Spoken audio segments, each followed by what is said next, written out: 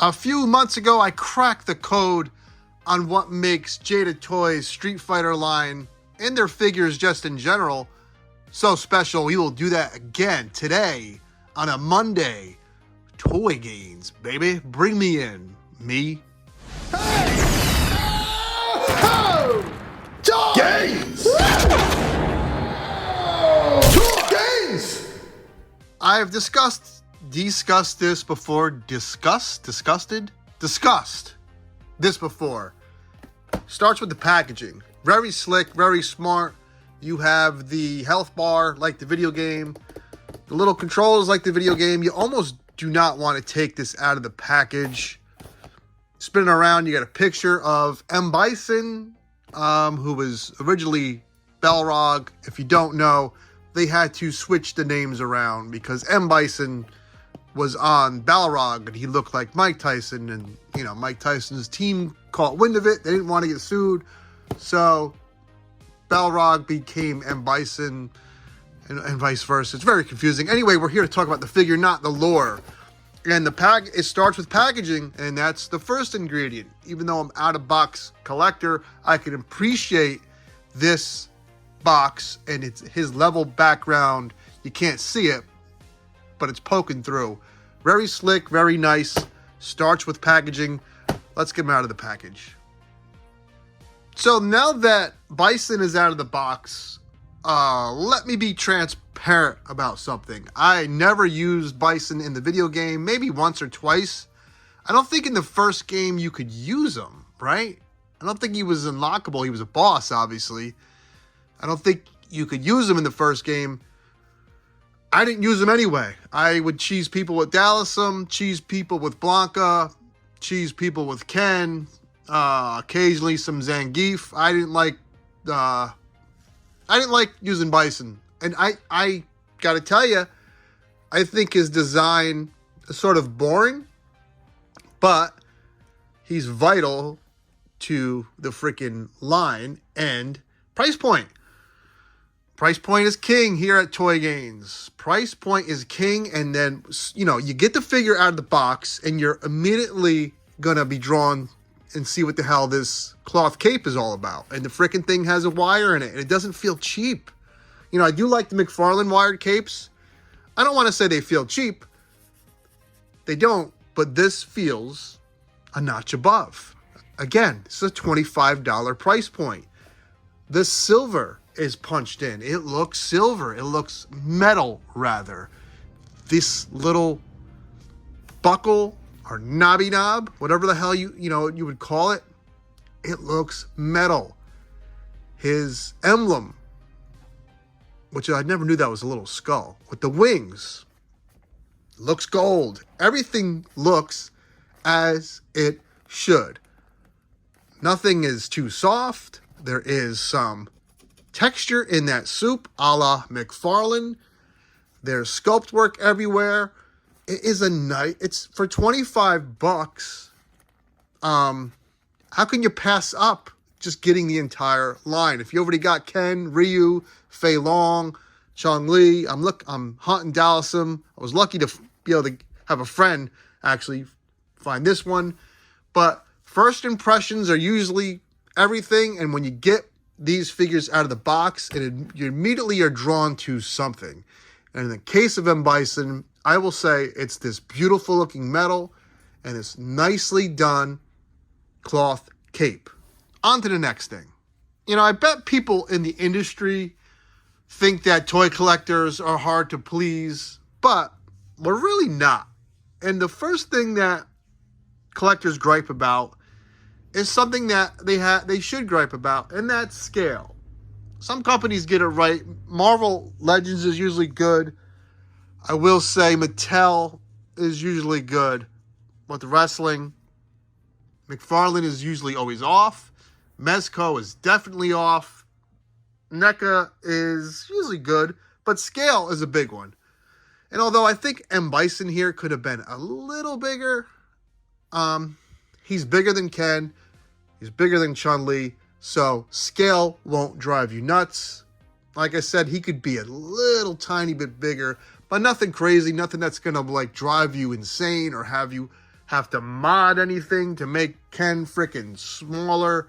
I know people yell at me in my mod videos for making Wonder Woman or Robin smaller that I shouldn't have to, and I agree. I shouldn't have to. But again, price point is king. McFarlane figures are usually $20, so I let it slide. These are $25. Any little minor thing, I may have let it slide, but there's nothing going on here that bothers me.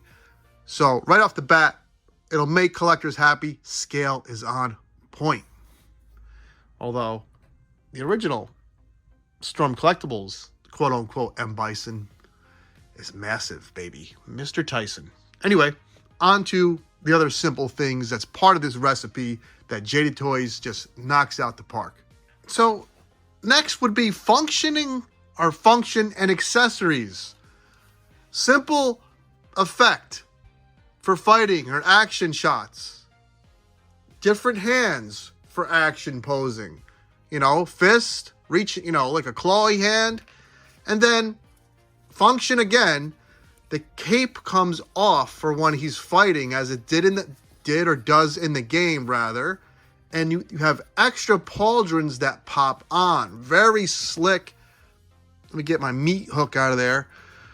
Meaty paws, as Bones would say. You know, this pops off. The other ones for fighting pop on. Very simple, very easy.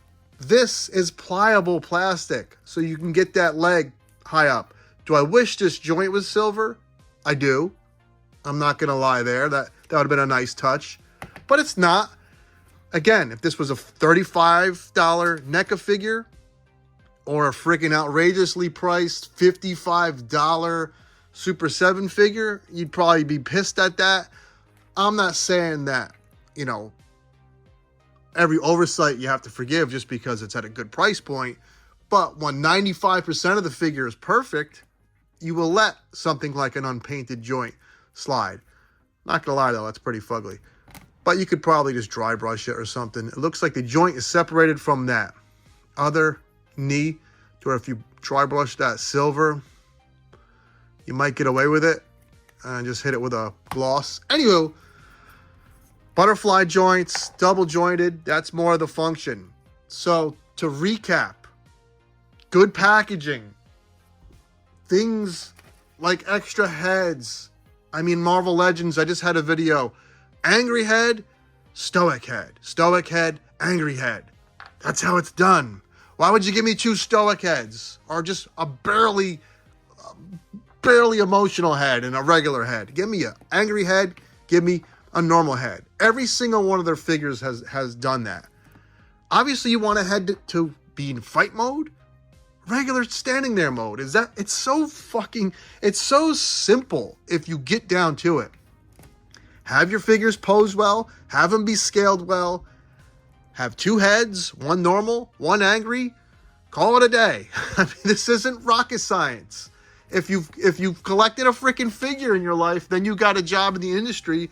Apply what you liked to the toys. I can't believe a company that is, their background is these metal freaking 1/18 scale, whatever the scale was, cars that are cool of like Fast and the Furious and Knight Rider.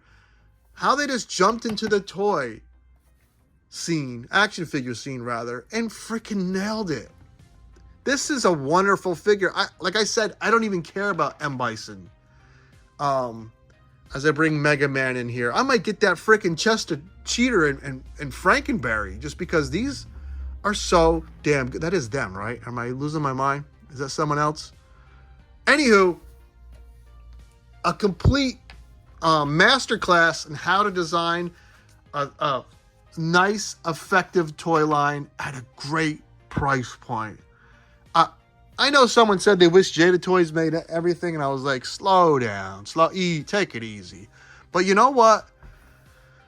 At this price point, it's like, let them get another license. Let them take a crack at Marvel Legends if Hasbro ever loses the line. You know, I wouldn't want to rebuy so many damn figures, but let them just take a crack at it. Who knows? This is a really good figure. Moving on to the back, you see some muscle work there in the suit. Everything is perfect. Everything's punched in. Can't recommend enough. Just get your production up so we can find this stuff. As always, let me know what you think. Will you be buying this M.Bison figure, tracking him down? Look at this freaking head. Jeez. Are you all in? Half in? Am I nuts? Am I right? As always, take care, have fun. Till next time. Woo! Like, comment, subscribe. Yeah!